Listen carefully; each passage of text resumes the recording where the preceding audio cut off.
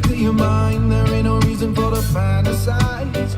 No moments here and now, so realize. Welcome to the Comments from the Peanut Gallery podcast. I'm here with a very special guest today. I'm with my man, Marquel Mederos. How you doing, brother? Good, brother. Good. Thank you very much for taking the time. Appreciate you. I saw you lift it up. I had to finish it up. Gotta finish it, right? So real quick, Marquel, we're right here in the one and only Factory X, number 3 ranked gym in the world right now from the office. Now, number 2. Because Zach Cummins won, and Touche and Dan Hooker lost. Yeah, so we're number 2 now. Touche. So number 2 ranked. I stand corrected. Yes, sir. 2. In the office of the great Mark Montoya. That's the guy. Can you hit him off with your social media handles? At Marquel Mederos, MarquelMederos, and that's the same ad name for everything: Twitter, Instagram, Facebook. You know, for all the old people I know. But yeah, same for everything. You have any sponsors that you want to shout out? Management, anybody along those lines? Shout out to my manager, Jim Walter. That's the guy. Denver Sports Recovery, Landau Performance. Yeah, that's it. Awesome. Well, thank you very much, like I say, for taking the time to come on the show right now today. See that you are suffering through one of the unfortunate parts of the business right now. Yeah. With just happened yesterday, so fresh to the injury or re-injury, I guess I should say. Yeah. A little bit too eager, man. I mean, you know how it goes. I was just going. First, I was going with Josh Huber. We're Shout going out to Hellboy. Yeah, Hellboy Josh Huber. He's in the SEL tournament for the 10,000. I hope he wins that. He deserves it, man. But yeah, I was going with Josh Huber. Me and him were like banging, bro, because that's just his style. I don't even know why I train with him. Then I go with Yusuf, and me and Yusuf tend to stay away from each other and miss the Moroccan devil. I mean, I don't know. Anytime we go, it's never a light session. I don't know why I went with him, bro. It's just not the smartest. So I'm gonna go ahead and hit the elephant in the room and go with Coach's quote. Is this ego season? It's ego time, bro. With a little bit ego time, with a little bit too hard, has some bottle going. You know when deep in the rounds. You know when you trying to prove that you're the men above men, the men amongst boys. Well, not boys. There's no boys in this gym, but you got to prove yourself. I mean, it's a room full of alphas. Exactly. It's understandable. I just had a conversation the other day with Nate Smith about that, about how sometimes, hey, emotions are emotions. It's an arena where that can happen. It is. I feel like, especially at this gym, it doesn't get too crazy because Mark has a tight handle, but he's not gonna stop you if you want to go at it because it has to be released sometimes. But we're one of the gyms that it's only if you want to go hard, it'll come back at you, but nobody's gonna bully you. Mr. Ego Time right here. It's the guru right here. Ego Time. You gotta give time to. Sorry, my son. Oh no, you're good. You're good, boss. You have to cut your. He's trying to get some cocoa butter and get lotioned up. Yeah, bro. You can't get all ashy. You're right. Yes. You got to tell your boy Devontae. Are you in school for this? Or no? No, I went to my degree is in journalism and technical communications. Actually, you did tell me that. So yeah, I do have a little bit in that, but more so, I'm learning a lot of this shit on the fly. Oh, bro. Yeah. So, alright, so kicking back into it. Apologize for the brief interruption. The guru had to get his shower stuff right there. Get his lotion on. But that is pretty funny though, man. Like I never thought of it that way until Coach said it. But you do look like Drake. Oh, bro. Gonna start Nah, I've been told that like a lot. I don't know, bro. People I never could look like myself. Like somebody always says, you look like this guy, you look like this guy. I don't like, bro, I just look like myself. But it is what it is. Too stressed out on compliments, overdressed on confidence. All that, making wobble like a bridge in an earthquake, That's pretty funny though, I gotta say. So, but yeah, so just to kind of tell you my little bit of the background. Yes, I do have a little bit of experience in the classroom side of things with production work, but honestly, a lot of this I'm just learning on the fly. It's learning stuff by trial and error, by playing with it, by capturing a ton of content and just going through different production softwares and figuring out the best ways to put it all together. That's kind of my quiet space. Yeah, but I feel like a lot of it is very like simple in terms. Like if you look at like the most, I think Joe Rogan's is probably the most popular podcast, right? Mm-hmm. Like in America, maybe anywhere. Oh, yeah. Like it's not doing too much. Like it shows him, and then it shows clips of them like individually, but it's just more about the content that he's putting out. You know what I mean? More than anything. Exactly. So I feel like that's what this. I mean, we're not going through too high of a production quality standards here. I'm a one-man operation with everything. Yeah. It is obviously, it's nice when you could have somebody running boards, and to have like how Joe has a Jamie, someone who can look stuff up as you're talking and that sort of stuff. Yeah. That's and maybe in time as things grow. Not maybe, bro. You'll get there. Yeah. I mean, I feel like you got like the right people around you. You have like, I mean, especially with all of us and just the support that you give us and we try to give back. I mean, it's only a matter of time. You know what I mean? And it is much appreciated. Like I really do cherish like the time that I get to spend here, in this, because I know that it's a privilege. It's not something that everybody has the ability to be around for. It's not something that is just, oh, hey, anybody can come and do this sort of thing. Like I really do appreciate the access and what I'm able to be around for. Yeah, it's crazy because Coach doesn't even like fighters in here, so when like he's allowing you to do this, it's just like he's so strict about his space, and I mean that just shows how much that he trusts this. Like it's like a support thing, you know what I mean? Definitely. And like I said, I mean it means a lot to me. It really does. But at the same time, like I do work hard to try to put all of this together. Everything from the podcast stuff to the website, putting out the merchandise, running the social media accounts, with the engagement back and forth with everybody that's out there, doing stuff like the all the promo material for like this next fight. There's going to be five sponsored fighters that is going to be on this next LFA card. So there's a lot of stuff between that, the last couple of weeks with the LFA card that was in Minnesota, to the Bellator card I was out at in Oklahoma the week before. Like that's wild. There's a lot of the business side of things that people don't see. They don't understand how much goes into this project. Like sleeping in the airport terminal because you got to catch the red eye, because that's what's going to give you the best overall and most affordable deals, so that you can allocate more resources toward other things. Exactly, maximizing the stuff for for the brand. It's just it's the grind and the sacrifice, but I absolutely love it. Yeah. So that's why my commitment is to this project. Right. And it's something that's changed my life. And I feel like that's another thing too. Like people nowadays want it's like instant gratification, bro. Like you get that in everything, like your Amazon Prime, your Instagram, your likes. You know what I mean? It's like everything. I feel like people don't like to work for stuff, and they want everything handed to them. Look at this man. This man out there reclining right behind the This camera. fool does not stop though. But yeah, it's just like what was I saying? Like instant gratification, and people don't do what they love nowadays. People would rather follow, like their parents have something laid out for them and they want to follow.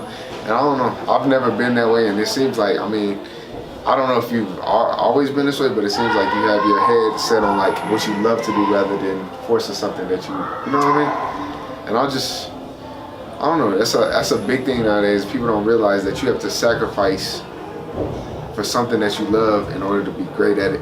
Like you said, like a lot of little small things. But you're 100% right. And the thing is that helped me get to a point of knowing, finally figuring out like what is kind of that vision for the end of the, not necessarily the end of the road, but the path of where I want to be and where I want to go. yeah. I spent a few years just kind of lost, kind of not knowing what the move was, or kind of like having that idea that yes, I want to do this, yes, I want to, but just never really went all in, never took the plunge to do it. And then finally it's coming up on, roughly in February, basically it'll be an entire year since I've kind of started up this project and gotten it going. And really since March, since it's taken the big jump where things started to kind of take some traction a little bit. But at the same time, that's already that's 12 months of grinding that I've put into trying to build this to the point where it is. Right. And I know that it's still a long road to hoe, but Yeah. I'm willing to put in the work. I'm willing to do all those little things, like, you know what I mean? Like, I'm not taking anybody for granted along the way. I'm trying to help as many people as I As you possibly can. can along the way. Because eventually that's just like, it comes back full circle. Right. You know what I mean? Yeah, it all comes back full circle. Like, in a couple years, shit, not even a couple, by the end of next year, bro, a lot of these podcasts that you do that aren't being as viewed right now, and not this and not that, but like they'll look back and be like, damn, he was talking to these people before they, like, you know, like me, even myself, bro, I look at like I like to look at fighters before they were blown up, like your Conor McGregor's, your Muhammad Ali's, your, you know what I'm saying? I like to see how their mindset was before they were at that big stage. And I mean, I feel like you're doing that right now, because a lot of these dudes that you're interviewing, your Chris Gutierrez, your Yusuf, your, you know what I'm saying, your Jordans, it just, that shit in a couple years, it'll pay off. Yeah, it'll pay off tremendously. Oh, definitely. I mean, yourself to Nate Smith to Selena, to, you know, I mean, there's so much talent that I've been fortunate to already speak with from the team. Yeah. You know, also talking, like, you know, Ian and Devontae already in the UFC, making, you know, starting to make their splash and their wave coming through. Yeah. I had the opportunity to sit down with Anthony before Anthony moved up to 205 and went on the tear. You know, he's been on a 3-fight win streak and is arguably the, you know, one of the hottest light heavyweight contenders in the world right now. I mean, he's right behind Alexander Gustafsson, I think. Yep. No, I mean, as far as active time, he is. Yeah. But, you know, I mean, he's the guy who deserves that shot next. He should, yeah. You know, it's those sort of things that I feel like, and, you know, hopefully, like, I'm not taking shit for granted. That's what I'm saying. Like, you know, I know in my head that we're gonna be there at some point, you know what I mean? Like, us collectively as a brand, you guys as a team, as your careers go, like, we're all gonna be there at some point. Right. But I'm not taking shit for granted in the meantime. So I don't try to look at it and like, oh yeah, I'm gonna be there as a part of it. No, every single day it's a grind. It's a grind. It's a grind, You know, for I real, mean, bro. Success is earned on a daily basis. So that, I don't know, that's just kind of my take to it, is the work has to be there for it to be able, you know, it's just like, you know, hard work beats talent when talent doesn't work hard situation. Like, you can't rest on your laurels. You have to always stay consistent with the details. Because you can't work hard only when the opportunities pop up. If you're working consistently and the opportunities pop up, they'll fall right into place. But you can't be like, all right, let me just sit at the house and then, oh, there's a title shot. Now I got to get up and start training. If you would have been, like, what's the old saying? You don't have to get ready if you stay ready. Exactly, bro. Like, it's just that, and that's with everything in life. And people do not realize that, bro. The older I get, I just realize, like, in little things, like, people take everything for granted. And then, I don't know, I honestly just wanted to do this to, like, pick your brain, but, like, even with you, I see, like, you do small stuff, like, you decided to, like, drop your weight, and, like, you know what I'm saying? And it's just, like, the little things that I see from people, and it's like, all right, I like that person's mentality. You know what I mean? I feel like it's the little things. And people always think it's like, oh, it's the big things, it's this and that. No, if you do the little shit right, the big shit will fall into place. All of that shit will fall into place. You know what I mean? That's how I feel. Oh, 100%. You know, it's attention to detail. The attention to detail is where the majority of the process happens. All right, so yeah, man. You know, talking about the details, that's where the beauty is, though, to me too. With some of it, man. Like, it's not always about the destination. Like, yeah, the end game, you know, seeing that picture, you know, the money shot that you guys call, you know, with Coach taking the selfie right there in the cage after, like, yeah, that's the goal at the end of the day. Like, that's where the pinnacle of everything ultimately is. But, you know, in an ideal situation where you guys are starting 6 to 8 weeks out from that fight, you know, I mean, the beauty's in the details of the process for me, especially being around, like, to be in here tonight at practice, like, taking some shots and seeing the progression of camp for everybody. Like, that's the beauty for me, is the process. Yeah. But people only see the result, and they think, and I kind of don't like social media in that sense, because it feeds like younger generations false hope. Like, it's like all they see is LeBron James dunking and winning championships. But they don't know the work that he put. Not LeBron James. That man's jumping out the gym since he was like 10. But you know what I'm saying? Yeah, no, I get exactly. Like, but at the same time, though, like they don't see that, you know, a guy like him is doing, you know, he's doing his first workout at, you know, like 9 o'clock in the morning when he has 7 o'clock tip off. exactly. He only has a couple of sessions throughout the day. Like they don't see that sort of stuff. They don't see that, you know, there is like a guy like Kobe who altered his entire sleep schedule. He went on 2 4-hour sleep cycles just to make sure that he could alternate so he could have a morning workout, because he figured if he woke up for a little window in the morning, that if he got a workout in a couple more times a week in that morning window, that at the end of the year, if you're talking even on average just 2 more workouts a week, that's 100 more workouts and training sessions a year than you did against that person who didn't get up. That dude's mentality is Like, crazy, bro. That's what's crazy though, is like how many people can appreciate the process that much. Exactly, yeah. I don't know if you're a fan of, or if you know, do you know who Gary Vee is? Gary Vee, Gary Vaynerchuk. So he's an entrepreneur. I believe at this point, I don't know if he's reached billionaire status, but definitely multi-millionaire. So he's a guy who has a lot of books out there, then a lot of social media content out now about kind of the same exact stuff on this end. Yeah. The way that he made his come up was for, you know, basically 10 years was putting out content before it really kind of boomed and it got out to anybody. But he was consistent with it, you know. For 10 plus years, he was all the time on a periodic schedule putting out content, nonetheless, nonstop. And then finally one day, the right person saw it, took off, and now he has, you know, millions of followers on social media, millions of streams to, you know, he does a thing called the Daily Vee, where it's like a 5-minute video that he does on YouTube, you know, every couple of days. So much content that is consumed now by this guy, and most people out there listening would have an idea of who Gary Vee is, just based off of, you know, the audience base so far.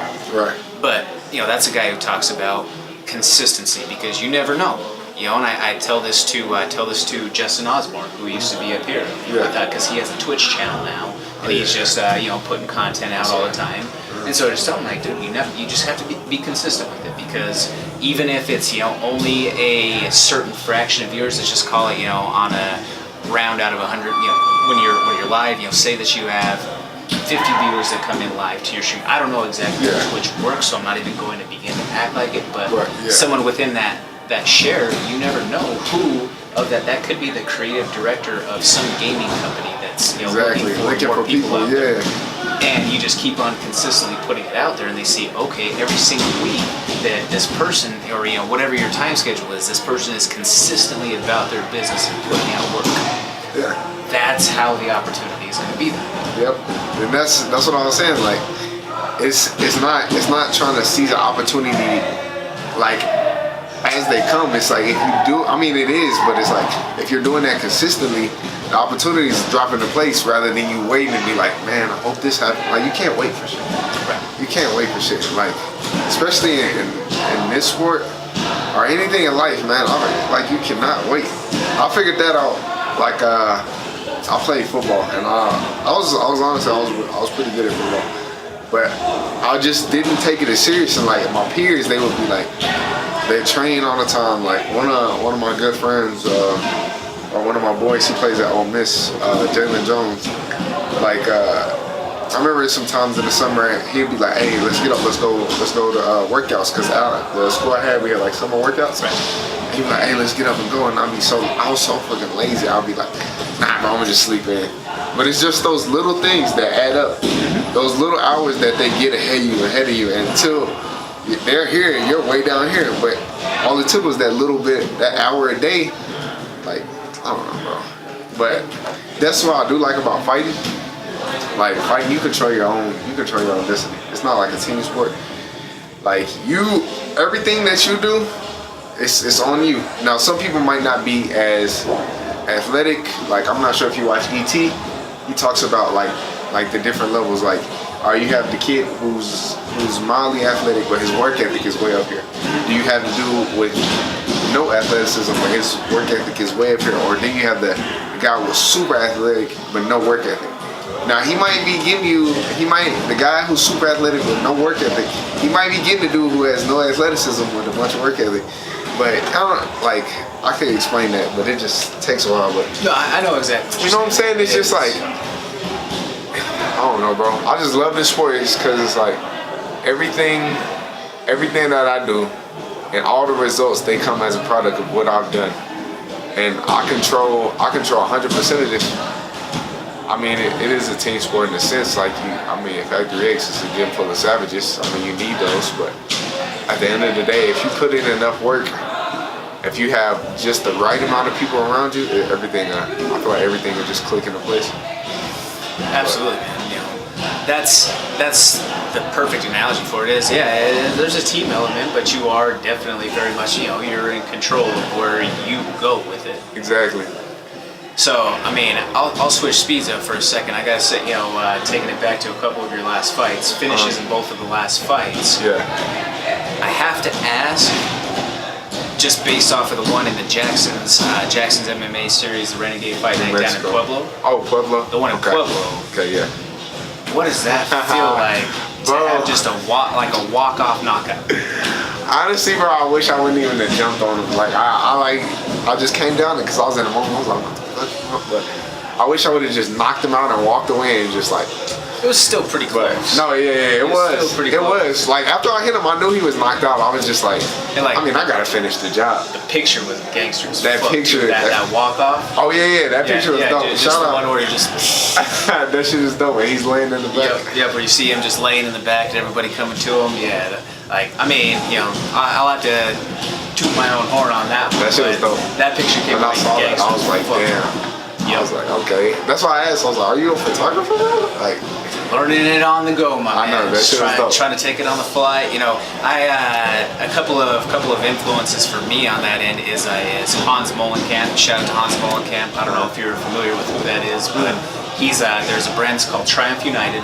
Right. It's a training gear brand. I know that I've seen some of the Triumph stuff around here. Matter of fact, there's some Triumph glasses right there on the ledge. Right. But he also is the marketing director for Monster Energy, for Osiris. So if you see the real big dude with the handlebar mustache, he was all over the Bellator card this last weekend with guys like Michael Chandler, everybody inside there. But nonetheless, that's a guy who's a big influencer for me. Guys like Will Fox, Fox Identity. yeah, I know Will Fox. You know, those guys are big influencing factors for me. But somebody like Hans is a big role model for me in that sense, because he's created all of these different put all of these different brands in such the forefront of people's minds. Like, you know, when you think of a sponsor for the UFC, you think of something like Monster. Monster, yeah, that's the first one that comes to mind. That's the person who put them there. Yeah. You know what I mean? Yeah. So to kind of take pages from somebody's playbook like that, like, there's people out there who have given the blueprint in whatever industry it is that you want to be successful in. Exactly. People have given the blueprint, Exactly. and just the same with you as an athlete. You know, you mentioned in football too. This is a fighter. There is the blueprint that's out there, and you have to execute. You have to run the play. The plays are there. Exactly. It might be different. Your path might be different because your life, obviously, all your lives aren't the same. But I mean, the path is there. It's honestly MMA. I feel like this is gonna sound like it's one of the easier sports because you are in control of everything.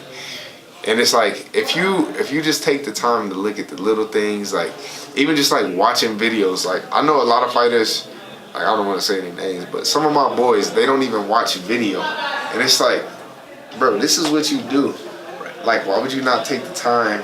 You know what I'm saying? I'm pretty sure like you watch a podcast. You might watch Joe Rogan's podcast, and you might take a little bit from that. You're like, okay, I'll take this little piece and I'll add that into mine. And it's just little stuff like that. And it's like, why wouldn't you take the time just to look at somebody else's game or something that they do and put that in your own? Because nobody learned everything about himself. Like Muhammad Ali didn't just wake up and was like, yeah, I know how to slip. You know what I mean? Right. So it's just like you got to take those little pieces and put them together. But yeah, the blueprints are there. You just got to follow them. And you know, I agree with you completely. You know, it's a patchwork quilt of things, if you will, to a certain extent, that you have to, you know, you take all of your bits and pieces of information from all the different sources that you collect them from and consume them from, and then you got to put those pieces together. You know, you got to fit all those pieces of the puzzle together to make it your own. And if it's not working, then you know what, something on your own is what's not working. Like that's when you have to be self-aware enough to know that, hey, you know what, is not all movement is progress. Yeah. You know what I mean? So you have to be able to have a true evaluation of where you're at with what you're doing too. Yeah. You know, I always think of things with they call them SMART goals. So it has to be something that it's strategic, it's measurable, actionable, realistic, and there's a timeline to it that you can be able to measure these things out. And if you're not meeting there somewhere along the way, then you have to reapproach your process. Right. I mean, yeah, everybody wants to be a fly by the seat of their ass, go with the flow type of person, but more times than not, that's not the person who at the end of the day is the successful one. You have to have some sort of methodology.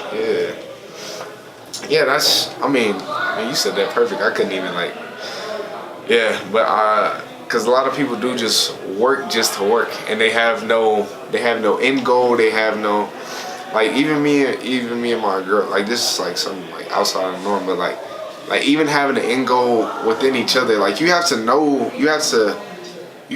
certain things, and you have to have an end goal in mind. You have to have a direction. Now, the path might get skewed, like I said, based on your life, but like, there has to be an end goal. A lot of people do just work just to work. Like, some dudes come in here and train, and they're like, they don't like, what are you training for? Why do you I bet you if I asked a fighter, like, some fighters, half of your fighters wouldn't even know why they fight. They just like, oh, I love it. Okay. Everybody. Would you say that there's in your opinion, is there a difference between working out and training? Hell yeah. Yeah. Training is, all right, so working out and training, they can be in the same, in the same sense, they can be one. In a sense, they're the same, but yeah. So if I'm going to, I feel like that's the difference, your end goal. Your end goal, like we just said. I can work out all day, but when I'm training to meet a expectation or something that I have set out for myself, whether that be looks, whether that be performance, whether that, you know what I'm saying? That's the difference, I think, between, what do you think?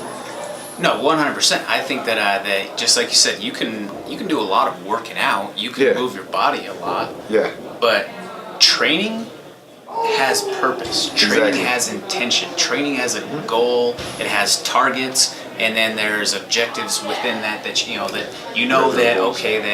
within the sense of your call it like in the sense of training camp. Okay, so you're starting camp. You're a 55er. You're starting camp at 78. Yeah. You know that you need to strategically chop down that weight. Yeah. So you need to have small actionable items that get you to certain checkpoints within that weight cut to be safe. Yeah. So that when it comes time to cut, you're not basically, you're not a zombie on the scale. Right. So that you can be able to recover as healthily as you can, so that you're in as tip-top shape as you possibly can be. Some guys take it harder than others with it, but if there's a process though. Right. There is. And there's some guys who, knock on wood for them, never have an issue with that. Yeah. But it's because they have, it's a training camp. Like there's a goal in mind. There's targets that they're hitting. There's objectives that they're accomplishing to get to that point. It's not eating tiramisu the week of Bro, that's what I do not get about fighters. Like, how this is your job. How, you care, you don't care about this one, right? How in the fuck do you miss weight? And unless it's a short notice I give you, okay. I mean, maybe you shouldn't have took it, like knowing that you can't get your weight down that fast. But how in the fuck do you miss weight? Knowing that you have a fight coming up. It's just like, bro, what have you been doing all these months? That's why I don't understand, like some fighters, when they get out of camp, they look like whole different people. Like, if you look at Kevin Lee out of camp versus when he fights, bro, that dude looks like a fat fuck. But then you see him fight week, he's like dying and shit. I'm like, bro, if you just take care of yourself in the meantime, you will have no problems. Now, mind you, I like to eat and shit too, but I mean, I control myself. I'm pretty sure, like, you do the same thing. It's not like you don't let your weight get too past a certain weight or anything, but especially as a fighter, bro, that I don't know, since you bring that up, that just like irritates me. Like, if that is your job, there should be no reason you should not make weight, or you should move up a weight class or something. No, I agree. Just like Jessica Rose Clark this last weekend. Oh yeah. She dropped. She had to. Unfortunately, you know, she had to get taken to the hospital because she didn't make weight. She said that she's moving back up again. Yeah. You know, that's 2 times where she's had a very tough cut. I hope nothing but the best for her health-wise, because that's scary. You know, according to her and her YouTube post that she put out, was kind of a, you know, an emotional and a deep post, but she said that her coach thought that he killed her because he walked in and she passed out in the bathroom. See, that's the thing though. That's what you said about SMART goals. Right. And so, you know, I don't know, man. Like, if you have that many hard cuts, because she had a hard cut pass to a weight class, like, nah, that's the right decision to me. Is now that there's been 2, no, you got to go back up. Exactly. Yeah, that's not worth it on the health side to, you know, to put yourself in that much jeopardy. And you know, it's just my opinion, and I feel like there is some science that backs it up. It's harder for women to cut as they get older, just based off of hormonal changes and everything when it happens. You know, when Kat Zingano talked about it big time, that, you know, she basically she can't get below a certain set point now. That's why she's kind of had to move up to 45. Yeah, and she was like, no, me and Brittany Mosley, we were talking about this one day. I was just saying, for like every pound that a male cuts, I would assume that's like 2 or 2.5 pounds for a female. Because that is, like, I don't know how they do that, but yeah, man, it's crazy. Very tough there. Well, and like I say, that's the toughest part of the business, in my opinion. I think that there's gonna be some changes that are made. Oh yeah, you know, based off of, because California is starting the ball. Oh yeah, with you gotta weigh in as soon as you land, and you gotta all that stuff, and you gotta be under a certain and amount. They're starting to do percentage reporting. So you can't be a certain, I think, like 10% above what your body weight was. Yeah. You know, at weigh-in point. Yeah. So you as a 55, you know, you can't gain more than 15 and a half pounds. We did that in New Mexico at my last fight, and our thing was I think it was 12%. It was 12, and it was crazy because all their rules there. I mean, they treat everybody like a pro, even if you're an amateur. Like I even threw elbows in that fight, but knockout. Yeah, I mean, yeah, still got the knockout, but bro, I had the stomach flu, bro. I weighed in at like 154, so that the next morning, me, Busy, Yusuf, all of us, we go get breakfast, everything.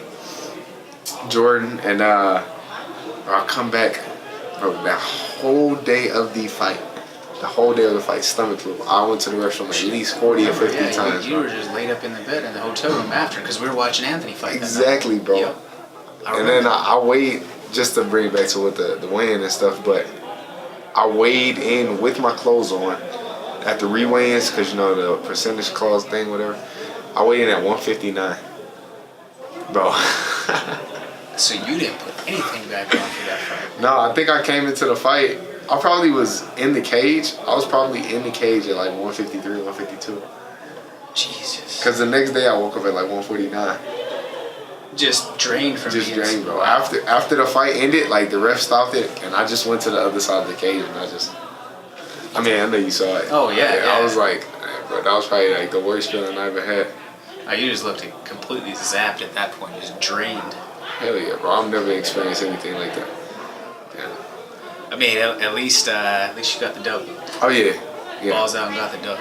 That's coming regardless, but like training, I don't know, just training here, it's just like, bro, you see these guys, like these are some savages. I remember when I first came, bro, the first week I came, like they showed no mercy. Like we used to do like the old school sparring. We used to do like a minute or about 2 minutes, and then we would get like a 15 second rest, and then we would rotate. But we would do that for like 45 minutes straight. Bro, I used to be getting my ass beat. But it's like, in here you either gotta be the one beating ass or getting your ass beat. So eventually at one point, I was like, nah, like I'm not. And it's like, but fighting these guys in here, it just makes it makes like cage fights so easy. Cause like nobody that I spar, I helped Devontae. Me and Devontae sparred a couple times for, I don't know if it was his last fight or when he first came over there, but yeah, we were like main sparring partners. Like nobody that I fight amateur is gonna be able to. Right. It's just like, Well, I remember him helping, or you sparring with him right before your fight in September. Was it September? No, October, yeah. Early October. Yeah. Yeah, when I was here for that. And it was just, I mean, with that being said, you hit the nail on the head. You're not seeing guys that are giving you that sort of look. Like it's not even close. It's not, no, bro. And that's where I feel like, especially in that sort of situation, like that night at the Renegade Fight Night card, there's a reason why you guys on the amateur card or on the undercard cleaned up, both you and Mario. Yeah. They're just because you guys are getting a look every single day with just a different caliber of athlete. Yeah. And that's top to bottom. That's whether you're seeing big names coming through, like your Anthony's to Steve Seiler, who fights for the $1 million prize in Donald Cerrone, to when Megan comes out here, to James Krause, everybody, savages, bro. Everybody across the board, and that's not to mention all the talent. Dude, you guys are just chipping away, and there's so much that is on the bubble that is about to just completely burst onto the scene and just flood the entire UFC market that way. You have, like I said, we've already mentioned some of them in that respect, but there's guys like Yusuf who is chipping on it. There's guys like, as soon as a guy like a Brandon can get a chance, Brandon Royval is going to have a chance to just completely destroy some stuff.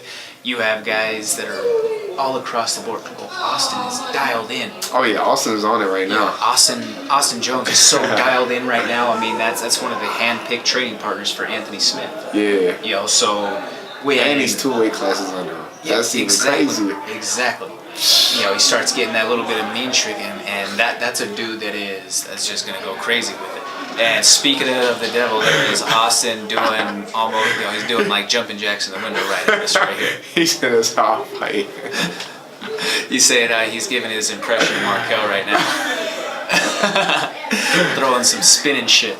Exactly, that Nate Diaz spinning shit. But, my man, is there anything that we haven't covered yet so far that you wanted to touch on or that you wanted to delve into? Nah, bro. I just wanted to pick your brain, bro. It was good talking to you, bro. Yeah, absolutely, man. To you, bro. Welcome anytime. Yeah, I appreciate it. It's a great thing to be involved with all of you guys out here. And I just love talking the business, love talking game, love gaining perspective more than anything. Yeah. Like I don't know. Like I feel like the more lenses that you can view the object through, the more I guess the more you can see the picture better. Yeah. You know what I mean? And as someone who just as a huge fan of the game, I take every opportunity that I can to soak shit up. Yeah. That's right. I take advantage of every opportunity. So I know. I just like hearing I just like hearing people's perspective, and I see I feel like people don't think I see a lot of these things, but I see how people work, and I don't mention it, but I noticed how hard you work and everything, and that made me just in the back of my head, I'm like, damn, I got to see where his mind is at as far as everything. I mean, I did learn a couple things from you tonight, and I appreciate that. Absolutely, man. I hope that people can take a look at some, just from the surface level, or even below that, just to see what can be done, because it's not like I'm doing anything that's out of the ordinary, special that somebody out there can't do. Right, without exactly. Just busting your ass. Exactly. Just find something that you love and go all in. Work hard at it. Exactly. Make sacrifices. It's going to pay off if you take care of business the way that it should be done. Handle yourself with respect. Work hard. Make sure that the right people that you give their due to, things will start to fall into place. Mm-hmm. If you start to work for yourself in that way, or work hard, things will come that direction. Exactly. I don't know, it's just energy. Energy is huge. Your energy is everything. It is. If you're doing, or if you give what you get. Just thinking positive thoughts. Exactly, bro. Saying you're gonna do things rather than being like, man, I hope this happens. No, go get it and then speak it into existence. Right. I don't know. I even look up to Mark in that perspective. I mean, I told him once before when he came back, because before I came to the gym, I followed his rise all the way up, and I used to see pictures where it'd just be 4 or 5 dudes in a tiny ass little cage in a room that's maybe a couple sizes bigger than this office, and it'd be like, and just to see where he's at now, Yep. like I don't even get how that that's supposed to that motivates me so much just to even train, because it's like it took him a while, obviously, but I mean everything nothing happens overnight unless like a pop star or a stripper or something, but I don't know. Yeah, I mean, and that's not sustainable. Yeah, it's you know not, what I mean? it's Like not. that's not sustainable. What you guys are doing here is the model of success that coaches put into place Yeah. is sustainable. Yeah. Because the core values of what you guys embody on a daily basis is something that can be replicated over and over and over. Yeah. You know, it's not banking on that sort of, flash in the pan sort of opportunity. No, the opportunities come because you're just as you mentioned, you're always ready. You're always Exactly. consistently working. It's not an off-season sort of situation. It's always in motion. You don't have to continue to get ready for opportunities, or excuse me, you don't have to really kind of stress yourself to get ready because you're always Already ready. Yeah, and when the opportunity is there, when that preparation meets the opportunity, that's when you make it happen, bro. Exactly. I don't know. I can't wait. I can't wait till I go pro. When this. Well, man, hopefully happens. that hand heals up for you quicker than anticipated. But Yeah. got to take the time, right? Yeah, You yeah. know, got to make sure that the body gets right. Yeah.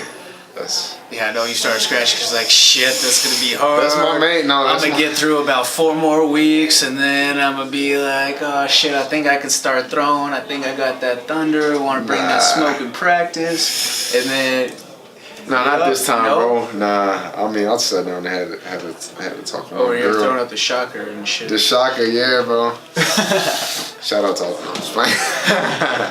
But yeah, I talked to my girl about that. She's real smart when it comes to. I just didn't listen, man. I'm young, so it's like testosterone, you know. Exactly. Somebody tests you, like, all right, it's about that time. Especially with that man, me and that man go at it.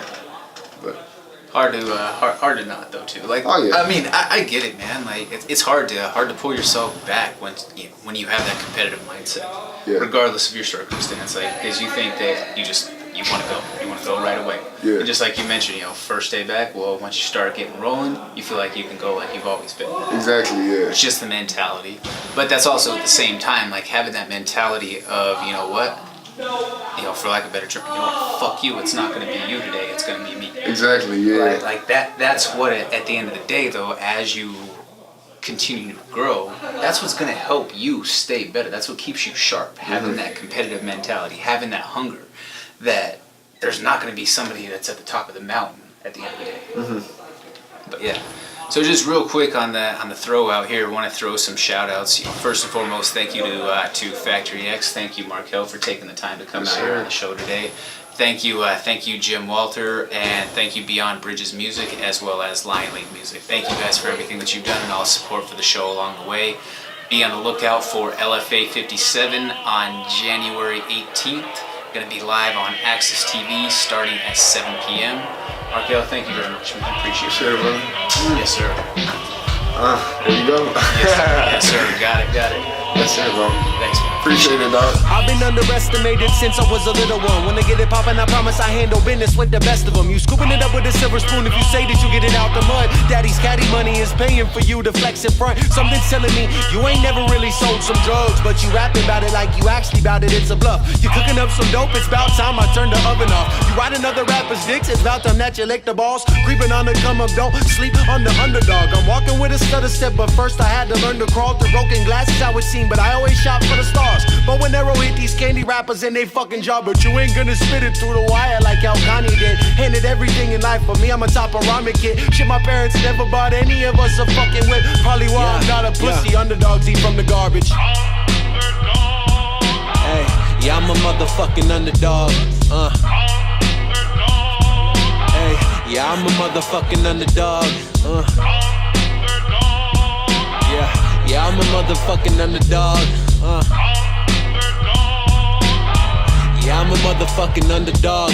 Look, it's funny how this fucked up system stays watching over me. I hope you know y'all made the monster like my mama's ovaries. My foes approaching, they get slaughtered, dropping on the floor to me. Straight comatose gon' get your body if you're getting close to me. If I grew up starving with you, better know we gonna eat. Grew up hustling, juggling struggles, now we gonna feast. My ride or dies, I thank you for all helping me have room to breathe. Haven't weathered the storm, but at least now it's just a gentle breeze. All this hell I've been through, you could probably say I'm traumatized. After this drama, still this mastermind couldn't be compromised.